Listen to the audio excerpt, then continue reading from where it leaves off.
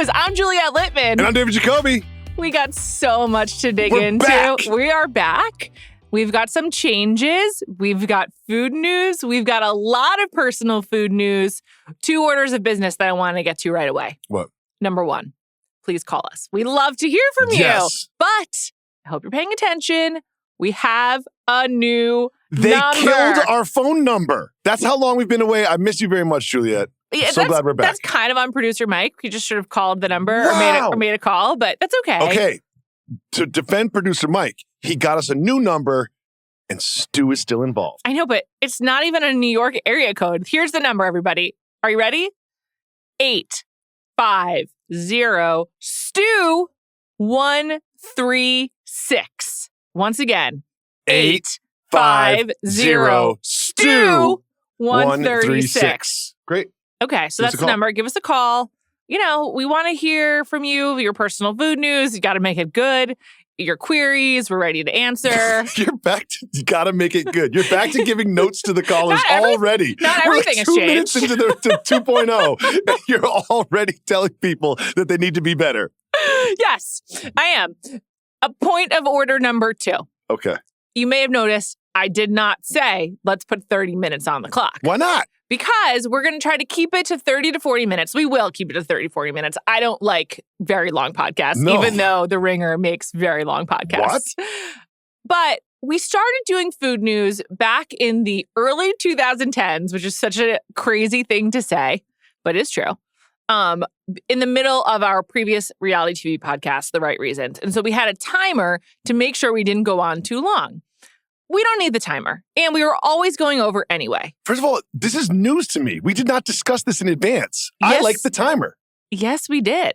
When? We even debated if we started doing the original food news in the middle of The Right Reasons or the end. We did it at the end. Well, do you remember this call? Yes. We literally had it last week. Yeah, I know. I know exactly where I was. Okay. I was on 96th Street. During this call, we did discuss it, and I pitched this. All right. So we're going to you and I will keep track of time. I will keep track of time. That's part of my job here, I would say. Okay. I like how you did that. Like, you and I will keep track of time. And you realize that I can't be responsible for No, that. you can. But I think as like the person who introduces the show, I'm sort of like in the chair of the person who also should be keeping track of time. So I'm just taking that on as a responsibility. So you're the host of Food News now? No. We've never discussed this. So now you've got to, first of all, you've made fun of our callers. You've disrespected producer Mike. And now you're being like, I'm 1A, you're 1B of Food News. What happened to you the last 6 months? I knew you were going to say that, so I specifically didn't say What is happening? as the host of Food News. All right, But I'm already upset. here's what I am. I'm the planner. When we go to a different country, I do all the planning. Yeah, As an extension of that, I keep track of time. fair. I'm a co-host. I am not a host. I am a co-host. Okay. We're in this together. So let's just recap. Timer is gone, and the phone number is 850 Stu 136. Give us a call. Give us a call. And on that note, let's get into our stories. We're starting off from a place that we really enjoyed back in, last year, 2024, in the beginning of 2025. Reddit. And we have a question from Am I the Asshole? As always, thank you to these Redditors, real or fake, I don't care, for these great questions. Here's the query. I'm going to paraphrase. It is from a user named Farsia, Farsia 2010. Do you think they graduated from college in 2010 Why would you add that as a thing? to your username? Yeah. Well, like usually you need to have like a number to differentiate from maybe like another Farsia or something. Mm. Farsia went to a wedding. Farsia 2010. I'm like acting this is the user's first name. Farsia went to a wedding of a college friend. College, top of mind. I obviously remembered that, and that's why I said it subconsciously. Farsia has a lot of food allergies, gluten and dairy. They made a note. Not a fad diet thing. It's like, this is real. Actually allergic. And as a result, when they go to weddings, they need to know what the dietary restrictions are. Here's some crucial information. I mentioned this on the RSVP card. I can't speak. Where it asked about dietary restrictions. The bride told me the venue couldn't guarantee anything gluten or dairy-free because of cross-contamination, but she hoped I'd, quote, make do with the salad and fruit, close quote. Fast forward to the wedding. Farcia 2010 brings a Tupperware of their own food, eats it outside, not even at the table, like outside of like the main hall. And the mother of the groom saw her or him doing this and said that she was disrespecting, or he, I don't know why I'm assuming it's a she. Yeah. Okay. Farcia's, it seems like a... Disrespecting the caterer, making the couple look cheap, and embarrassing the family. So now Farcia 2010 asks, am I the asshole? Did I cross a line? I didn't want to draw attention, but maybe I should have handled it differently. So am I the asshole for bringing my own food to a wedding? Resounding no. Obviously not. Obviously not. The bride... What happens to people when they get married and they become brides? They're just like, sorry, can't accommodate your, like... Well, first of all, you're asking about what dietary restrictions you have, and then I respond with dietary restrictions, and then you're like, eat the fruit. Well, it's sort of like, okay, so they're just not going to pay for this one person's meals, like one less? So here's my take. This is the worst mother-in-law, and this marriage is not going to last. That's where you always end up with these wedding ones. Yes. You're like, this wedding is doomed. This union is doomed, and this is going to be a mother-in-law from hell. I can already tell. And she's like, it's about the couple. That's my point. Yeah. We're here to celebrate the couple. If I bring a Tupperware and eat it in the hallway, that has nothing to do with this marriage. It's actually really kind to not even eat at the table, to make yourself be not seen so that you're just like eating on your own. Yeah. It's really kind. If I was the bride or the groom, I would be embarrassed. I'd be like, I'm so sorry we didn't create a more hospitable environment for you to be able to eat as needed. If your son is getting married, why are you concerning yourself with the college friend's grilled chicken and rice? I don't know. I don't know. Tough mother-in-law. Maybe I'll say this. Maybe the union will be successful, but she's going to be a difficult mother-in-law to deal with. Feel bad for the bride. Good luck to the bride, I guess. But also, like, if you're not going to accommodate dietary restrictions, don't ask about them. Yeah. Exactly. Don't ask a question that you don't want the answer to. You know what I mean? Yes. So, all right. Let's move on. This is a TikTok-driven story. Note. We're on video now. You may know that. May have noticed. Maybe you didn't. You might be watching on YouTube. You find us on TikTok. Yeah, find us on TikTok at Ringer Food News. We're going to try to show you these TikToks in the future for behind-the-scenes reasons. We're not today. But anyway, we're going to describe it to you, and we hope to show it to you in the future. It's a pretty simple description. People are sneaking into the hotel lobby, free breakfast, and getting food. And this is seen on TikTok. The New York Post really went to town with a lot of puns in writing up this story. Their headline is Brazen Thieves are walking into hotels and enjoying complimentary buffet breakfast and getting away with it. So one thing that's important is we've all been to these hotels. They're like, you can't do this at the Four Seasons. Like, don't go to the Ritz. This is like your Hampton Inn.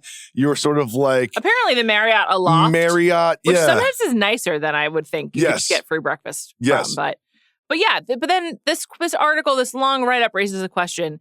Do you want the free breakfast from the Hampton Inn? That's one of the things I wanted to discuss. I know that I sound classist. I'm just going to be honest. Okay, I kind of didn't want to do it for that reason, but let's be honest. These are bad breakfasts. Yeah. Like the eggs, it's like powder egg. Eggs that are just like, oh, guess what? We made enough eggs for 400 people to put in this tray. Just scoop yourself out some. You have to like cut it like with a knife. Like, no, thank you. I go to these places and I get even the bread. Like the bread, you know, that little like bread stack shelf drawer thing they have. It's disgusting bread. The bread looks crazy. I'm like, this doesn't even look like bread. It looks like the joke of Wonder Bread where it's like, you know, indestructible, like made out of foam, like something weird. It looks like play bread that you would find in a preschool. Yes. That's what it looks like. Yeah, absolutely. It's like so fake and gross. Yeah. So when I go to these things, I get like a yogurt and a water, and then I'm out. I usually can't resist the like really shitty pastry. Like I have just an absolute weakness for like a small little cinnamon bun or a little muffin. I love a bodega muffin. So like, therefore, oh my God. I love a hotel breakfast muffin as well. Oh my God. Like the ones wrapped in plastic? Yeah, I love that shit. Oh my God. Yeah, it's terrible. What? It's a flaw. Like I am flawed. I know. You are flawed. Here's another thing. This will work. I've never thought about doing this, but if you were hungry, you can do this pretty easily. But the trend kind of ends the trend. Yeah. It's like now it's over because they're going to be watching for it. And I'm also thinking, like, I was thinking about the financial implications of this. I don't think this really affects the bottom line of the hotel if a couple extra diners go in to get the breakfast. No, because otherwise they're probably throwing away that like extra yogurt. So it is kind of like, I don't even think like the hotels look at this as like a huge problem. The hotels should probably just charge for it and make like a few extra dollars, like $5 breakfast. That's an awesome deal. You can't really get a $5 breakfast. So oh, I like that. Yeah, so anyone can come off the street and just get it. Here you go. Yeah. Good call. No, just a suggestion. Okay. Next story. One of these trends, This is ridiculous, this story. This is from USA Today. The headline is, how often should you eat? What experts say about mealtime and health. Okay. First of all, headline. Interesting. Everyone can relate to this. Yeah. Do you know why? Because everybody eats. Sure. It's like there's this whole intermittent fasting trend that's happening and everything. Like how often Don't eat should after we 6, eat? It's something that we all think about it, but do you know what? I can distill this entire article down to one thing. Please do. Breakfast, lunch, and dinner. You should eat breakfast, lunch, and dinner. Just like people have been doing since, I don't know, the beginning of our species. It really is breakfast, lunch, and dinner is what this all boils down to. It also gives really broad windows of in which you should have those meals. Yes. And it's like kind of like what works best for your schedule. It's like, okay, thanks. Good to know. So one of the things I found interesting about this story wasn't the story, because the story is breakfast, lunch, and dinner, okay?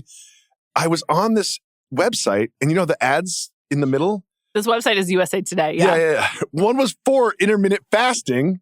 And I was like, oh, that's interesting. They're serving it to me. And then it said, for seniors. And I was like, do they think I'm a senior? No. I think what happens is probably the ad server tech is triggered by intermittent fasting being in the article. Yeah. And so the ad that they have lined up is for seniors. Yeah. Okay. And I'm probably no longer in a fight with USA Today. Then. Also, I would guess that it's based on the average readership of USA Today, which is probably older, and also probably while you're eating your free breakfast at the Hampton Inn. Because as I recall, a lot of these breakfasts usually have the USA Today. National newspaper. Great newspaper. Okay, moving on to a reality TV related story. Did you watch The Secret Lives of Mormon Wives? Of course. It's one of my favorite reality shows. It's an excellent show. It's so good. Of course, it taps into something that makes for a good reality show, an actual group of people that have ties to each other. Mm-hmm. I'm not going to go so far as to say they're friends, but they're a loose association of women that have a reason to be mad at each other. Yes. I also think they have a very loose interpretation of the word swinging as well. If you have made out in a room with another couple also making out in a room, that is not swinging. What is that? A little weird? I was just discussing with someone earlier how I don't understand why polyamory and open marriages and open relationships are so common now. I'm just I'm a jealous person. That would not work. I don't get it. But also it didn't work for them either. I have no interest in watching my partner be intimate with someone else. That does not interest me. That does not interest me. And if that makes me deeply uncool and unevolved, sorry, that's who I am. Okay, on to this story. This is about Jen Affleck from The Secret Lives of Mormon Wives, currently on Dancing with the Stars, which I weirdly watched last night. What? I was like, I'm just going to fire. You watched Dancing with the Stars? Yeah, the cast is incredible. And I was like, I think I just need to check out one episode. Wow. Do you know who's on it? Yeah, I've seen the cast reveal. But it probably didn't sink in. It's Baron Davis, Dylan Efron, Jen Affleck, and Whitney Levitt. Corey Feldman. I saw Corey Feldman. Of course, they always have a gymnast. I'm blanking on her name, but she's one of the women from the team last year. Mm-hmm. It's just a really actually famous group of people. And I was I think I'm going to watch an episode.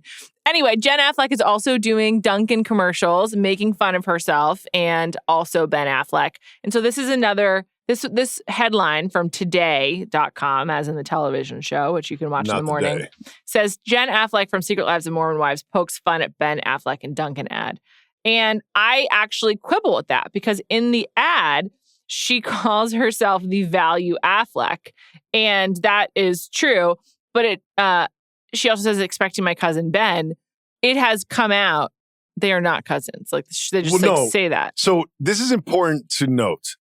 Jen married into the Affleck name. And Affleck family. And then claims that her husband once said that he was cousins with Ben. But he is on camera multiple times looking at his wife being like, I never said that. That never happened. We are not cousins. But she still holds on to this lie that she believes that they are cousins with the Afflecks. But they're not. They're not at all. And she's just dining out on it now. Yes. Dining out on it. So good luck, everybody. Diming out? Daniel Jones reference? I'm kind of happy for him. Yeah, I'm rooting for him. I feel like he kind of, yeah. I don't know. The Giants are a mess. Is it his fault? Yeah. I don't think so. Sam Darnold 2.0. Good luck to him. I wish him well. Okay, Jen Affleck, I kind of would like for you to acknowledge that's not actually your cousin. She has said it, sort of. He is next to her, looking her in the face, being like, I am not cousins with Ben Affleck. It's not even your last name. You took my last name. I know who my family is and is not. She is just like really won't let go of it. She won't. It's weird. I know. Especially because Ben Affleck and Jennifer Lopez are no longer together. There isn't like another Jen Affleck, you know? Was there ever? And there's also like no longer Jennifer Garner. Yeah, there was. Jennifer Garner still exists. I know. Sorry, I just played our next TikTok video. When Jennifer Lopez got married to Ben Affleck, she made a big Instagram post in which she signed it Jennifer Lynn Affleck and like was going by Jennifer Affleck. Lynn is her middle name? Yeah. I'm a big Jennifer Lopez follower. Okay, let's move on. Okay. Next story. This is a TikTok where a woman ordered a cake from a grocery store. I love grocery store cake. She got it from a Giant Eagle, which I believe is like a mid-Atlantic. No, I'm not familiar. Oh, yeah. I believe my friend who lives in Virginia. I guess that's like almost the South. Strange name for a grocery store. I think it's two that Giant and that Eagle. merged. Yeah. Oh, gotcha. Okay. Exactly. Not so strange anymore. She got a cake and she got it for her office. And it literally looks like a 11-year-old boy did the frosting on top. And it's honestly insane. It says, "Happy birthday, Steve." And Steve is a particularly funny name, too. Yeah. And it's just written really poorly. But here's the thing I love about this. Also, she said in the caption, the kid behind the counter. I assumed it was a boy. Yeah. I was like, this is like a boy's handwriting. Yeah, of course. Yeah. And he said, I did my best when he gave it to her, which I could totally relate to. And I actually think this made me go like bigger picture philosophical. Personal story, 30 seconds, permission? Sure. One Christmas, my mom didn't have a tree. So we had to get the tree like the night of Christmas Eve. And we went to like the Boy Scouts tree place or whatever. And they had one tree left. And it was like a branch. It was like a twig sticking out of the ground. And it was the true Charlie Brown tree. It was like the worst Christmas tree ever. But I'll never forget that tree. And it was actually the most memorable, dopest Christmas tree I've ever seen. And this is my philosophical question for you. Aren't disasters better than successes? For the story. Yeah, for the story, for memories. Like this cake is a remarkable cake because it's so ridiculous. I think also at the office, now you have something to talk about. It's like, how funny is this cake? It's a story. Yeah. Yeah. And so it's like, if you are short on things to talk about with your colleagues, this is great. Yeah. The cake is pretty funny. We'll put the link to it in the show notes. Check it out. I enjoyed this. Happy birthday, Steve, by the way. Happy birthday, Steve. Yeah. I hope he has a great day. Okay, moving on to our next story, coming to us via people.com, which aggregated Reddit. It's another Am I the Asshole? A man was criticized by his girlfriend because he ordered an iced coffee in front of a 9-year-old who isn't allowed to have one. All right, I want to talk about Am I the Asshole? Okay. I think that this is a place where people go to air out their partners. Yeah. This is what's happening here. It's a great point. This person knows he's not the asshole for ordering a coffee in front of a 9-year-old. Also, maybe, why is a 9-year-old even there? It's like, you can't have coffee. It's like their friend's little brother, too. Like, it's like you're just doing this so you can go back to your girlfriend and call her an asshole with the backing of thousands of Redditors. Sure. One thing I do find interesting, just in terms of kids and coffee, Starbucks has become a place for people who can't have caffeine, right? And like coffee chains have become catering to like teens with like really sugary drinks. So I do feel like there's a tiny bit of that in this where it's like maybe this kid couldn't have something else. But I agree with you overall. This guy's not an asshole.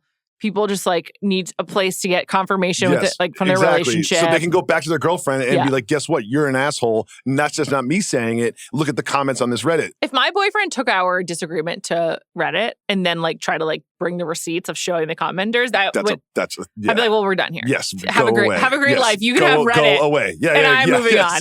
Yeah, exactly. Like go it's away. A really also, here's the part. I mean, listen, I don't want to get too much into this story. We can move on. They got the kid a chocolate cake. He's eating a chocolate cake. I'm telling you, coffee shops with kids is all about sugar now. He's eating a chocolate cake, and you're worried about his happiness because he's jealous of your coffee? He's got a chocolate cake, and it sounds like it's the morning, too.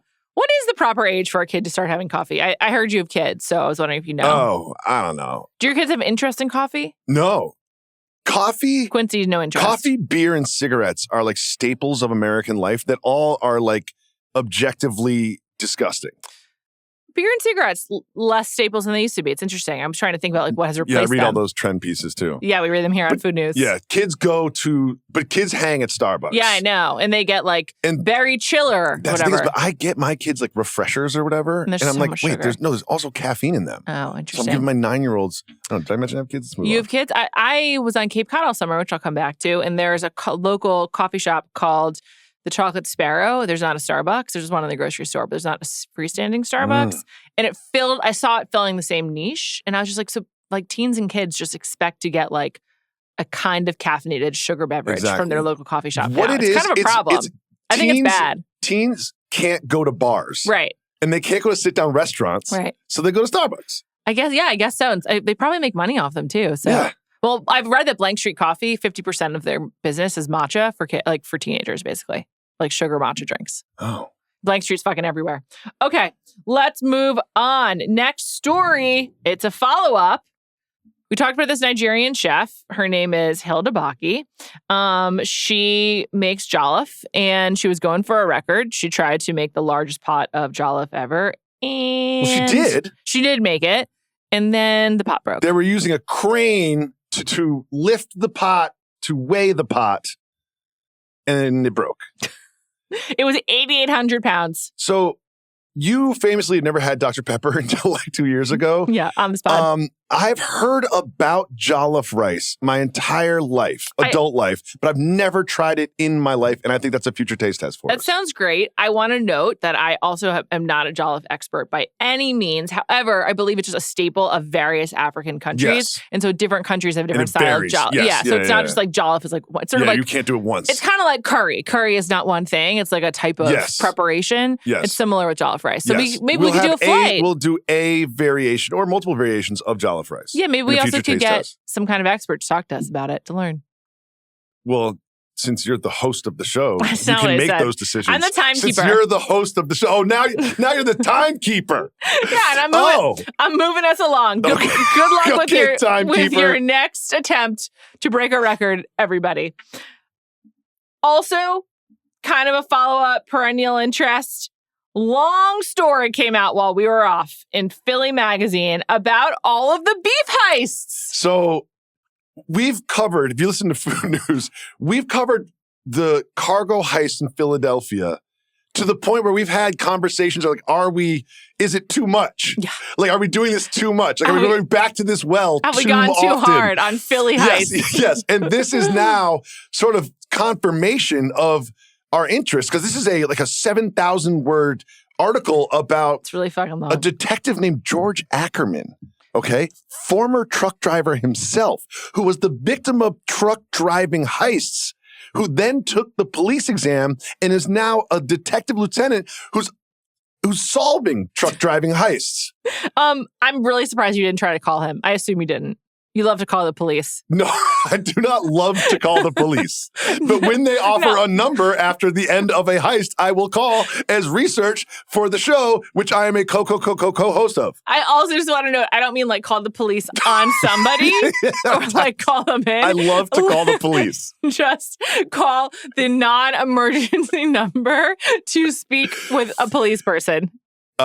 Permission for a 15-second personal story? Sure. There's a setting on the buses in New York City, which is an emergency setting for like the signs that they have that says, call police now, 911. It's an emergency setting, and it makes it seem like such a big deal. And one day, me and my son saw it, and we were right next to City Hall, where there's a cop in that little booth, kind of like a toll booth cop. Sure. And we went to him, and we're like, is this a thing? Like, should you be aware of this? And he's like, oh, no, that happens all the time. It's like, don't call the police. So why even have the setting? But I do not love to call the police. But I do want to say, reading this article, I was like, this is a Bradley Cooper movie. Mr. Philadelphia, sure. Yeah, a former truck driver who is the victim of truck driving heists takes the police exam, becomes a detective, and solves a truck driving heist based on a heist of someone stealing thousands and thousands of tons of dimes and then starting bank accounts with dimes and thinking he won't be caught. But it's like Heat, it's like Task. It's perfect for a movie. I'm not watching Task. I've decided I don't want to be depressed. it's not an uplifting, joyful ride. So I'm out right now. Yeah. I'll come back to it in the future. It'll be available to me on streaming. But this is going to be a hit movie, and I'm going to be the executive producer. Okay. Why don't you try to option the article?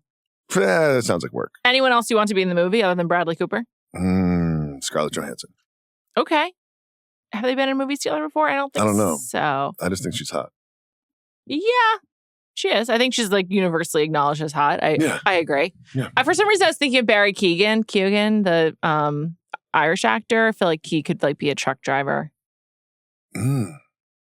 Just an idea. All right, great. Okie dokie. Let's move on to today's taste test.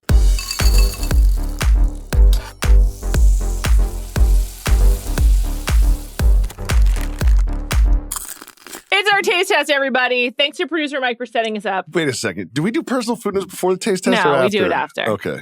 We do it after. You're the timekeeper. This is from Burger King, and it is a... Cotton candy cloud. Cotton candy cloud and beverage. It looks disgusting. It's blue raspberry and cotton candy flavors with optional sweet, creamy cold foam. Are you up on cold foam? Yes. I just learned about it recently.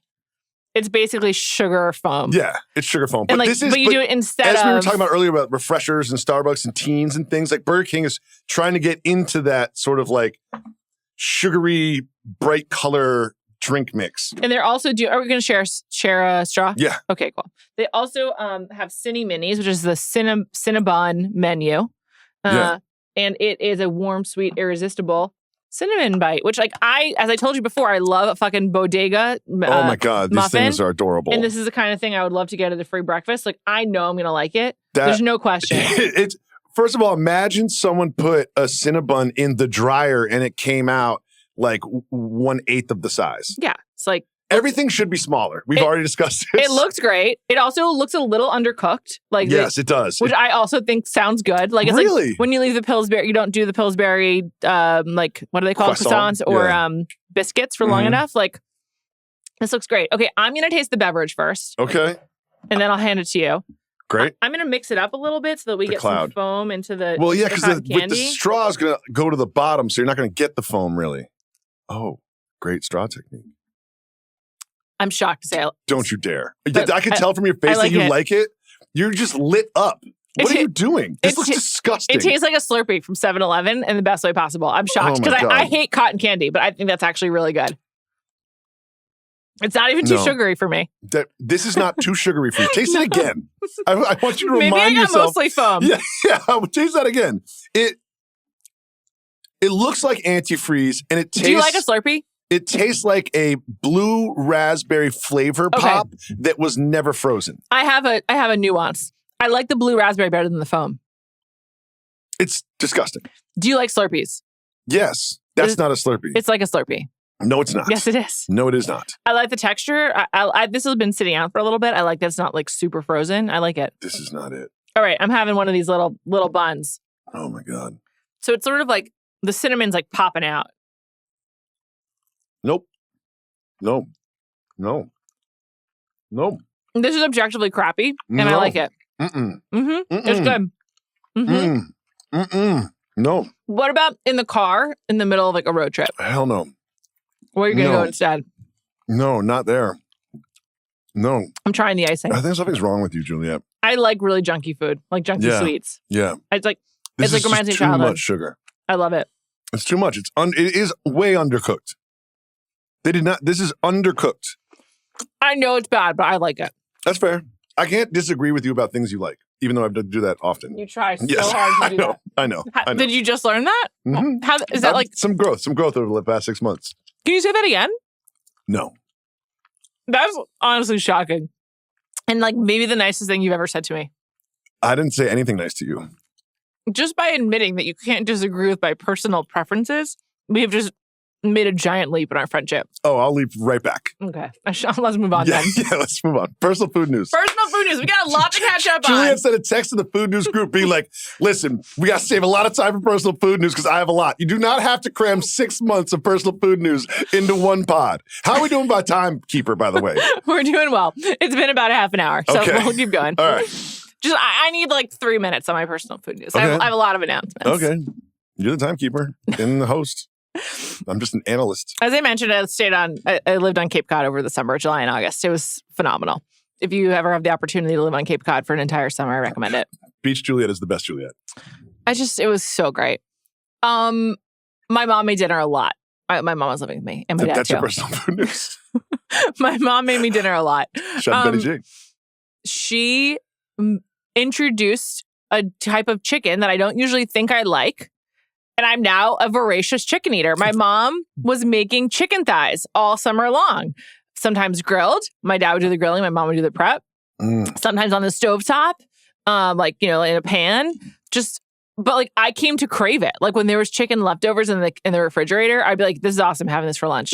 I now love chicken. Juliet previously, famously, did not eat chicken. Did not like chicken. Yeah, did not eat chicken. Would not eat it. Doesn't eat it. And now you come back from a summer and say, I voraciously craves chicken. Specifically homemade chicken thighs. Chicken thighs are a great. So much better than chicken breast person. No. I'm a thigh person Thighs now. are so much juicier, easier to cook. They don't dry out in the same way. I feel like a lot of New York Times recipes suggest chicken thighs. Thighs, yeah. And I get why. They're fucking delicious. I think people think about chicken breasts and chicken wings, and just the thighs are the way to go. Absolutely. So eschew the breasts, all about the thighs. Okay. Number 2. Sounds sexual. Do what you want. I'm going to do it alone with my partner. Ice cream. Yeah, no polyamory with no one watching. Yes. Ice cream, personal food news. Okay.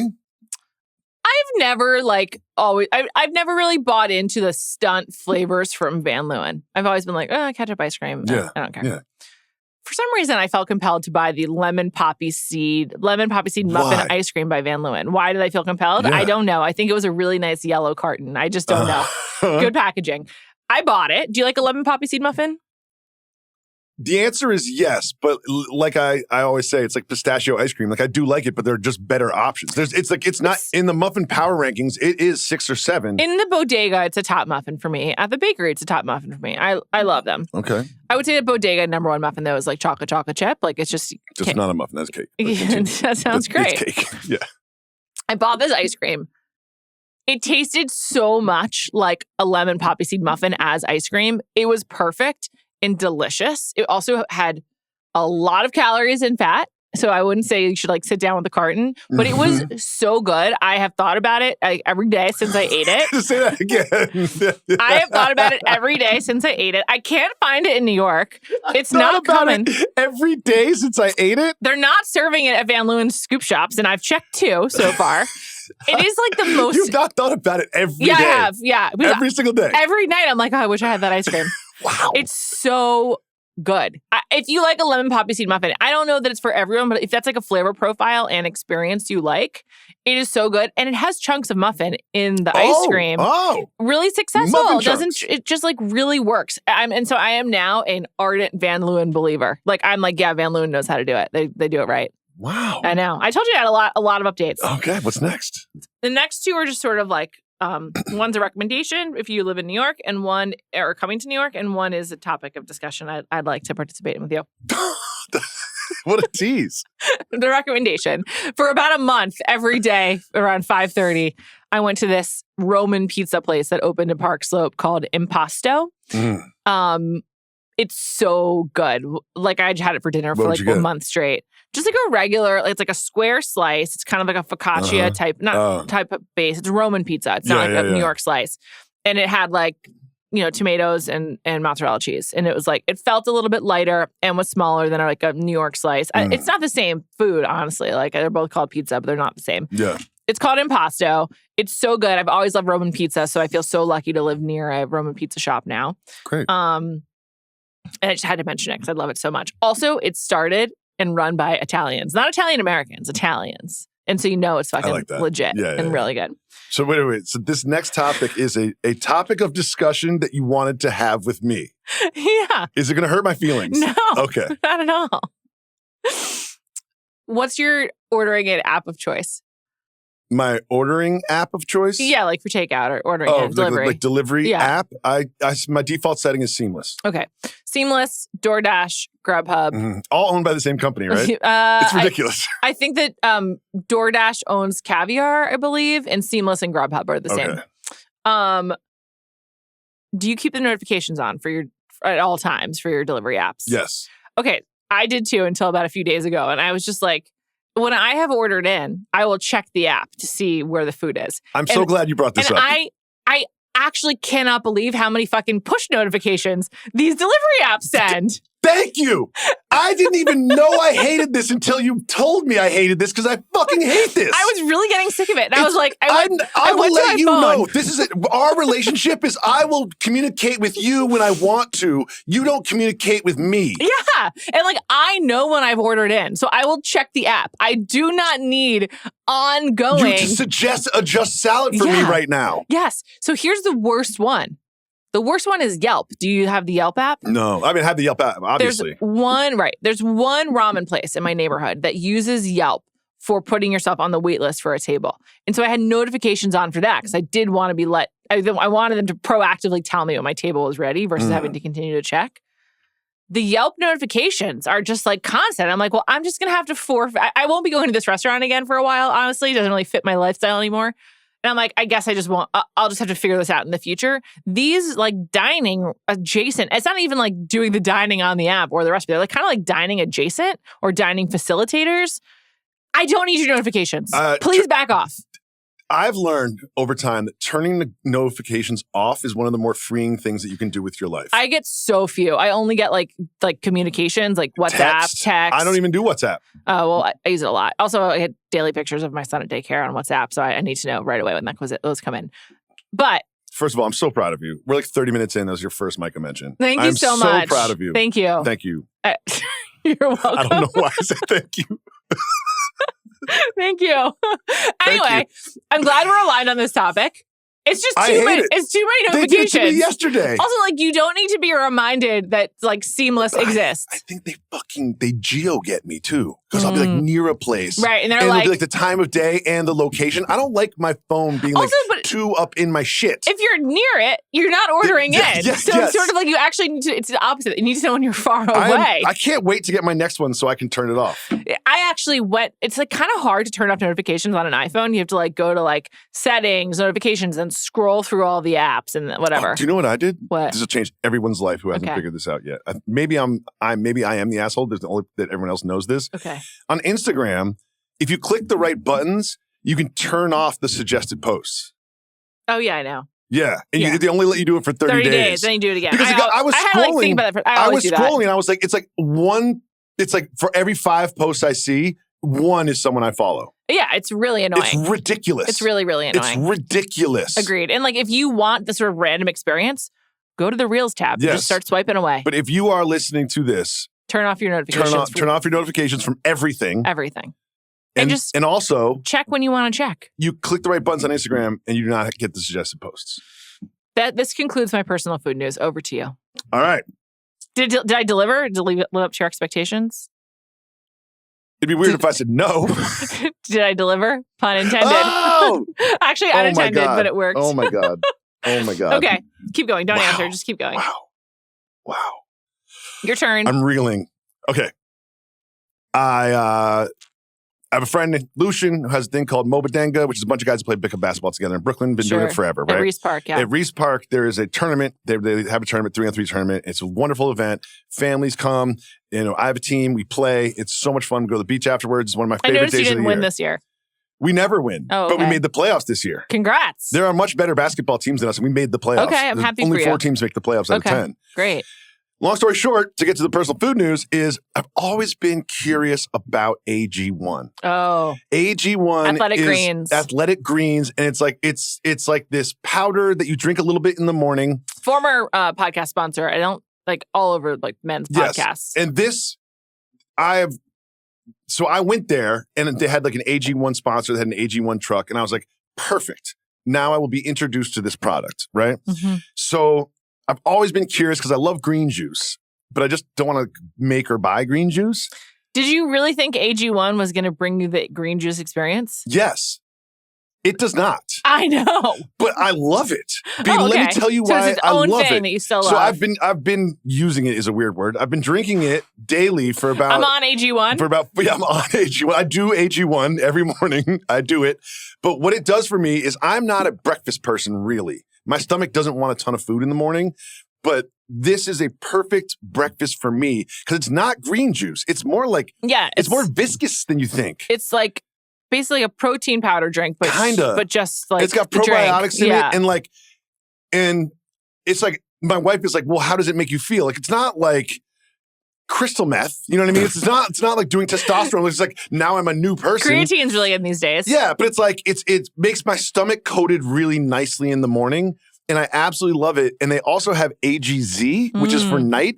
And I take a coffee mug and put milk in it, put it in the microwave for 2.5 minutes. Yes, put it in the microwave for 2.5 minutes.